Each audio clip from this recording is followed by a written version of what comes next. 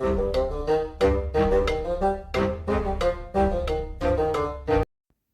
me in the creation of a Mewtwo deck. Now, this is going to be the strongest Mewtwo deck that I can possibly create. We're going to be talking about how to change it if perhaps you don't have some of these cards as well, because of course it is a bit of luck when it comes to what you're going to get in card pools. But in my opinion, this is the most consistent Mewtwo deck that I've been able to create so far. Obviously, we are going to start with Mewtwo EX. Being able to attack with just 2 energy for 50 damage is really good. We have got a decent health pool, but of course, it's the side drive that we're really looking for. 4 energy, you discard 2, but you do 150 damage, which is just massive. Now, we're going to be running 2 of those. Now, Gardevoir actually enables us to do this quicker, a lot quicker. I wouldn't really recommend a Mewtwo deck if you don't have this 3-stage card Pokemon. It's so powerful. You can add energy to the active Pokemon. Luckily, we do have the full evolution line of those. That's another 3 cards in. Next up, we are going to be talking about trainer cards. Trainer cards, I think, are just a staple for all decks. We have got Professor's Research, which is draw 2 cards. We've also got the Pokeballs. Now, remember, these get us stage 1 cards, basic cards, if you will. All EX cards, most EX cards, actually, not all of them, are basic cards. Our Mewtwo EX is a basic card, so we've got extra chance of being able to pull them in the first turn, which is so powerful.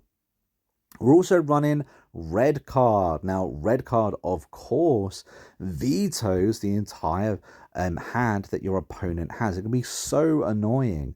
We're also going to be running a Speed X. Being able to interchange your Pokemon and retreat Pokemon is very powerful. This lets us do so at 1 less energy. Potions, having 2 of them, being able to heal that 40 health is really powerful. So we do run 2 of those. We're also going to be running a Giovanni. I think running Giovanni is really powerful. Powering Mewtwo up from 50 to 60, again, can be really powerful. It can knock out certain Pokemon, again, with his final attack too. Sabrina is just so annoying.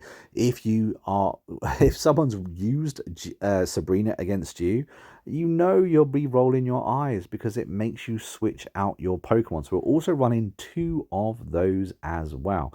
Now, those trainer cards, I believe, are a staple. In other words, we should be running them with every single deck pretty much we're going for. Sure, they are interchangeable. A few of them you might not necessarily need. If you're running Pidgeotto, for instance, you don't need Sabrina necessarily.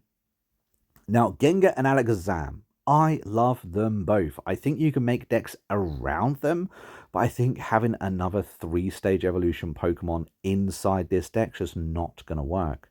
This card, so powerful. The double Lariat being able to do 200 damage is so powerful, but it is complete coin flip.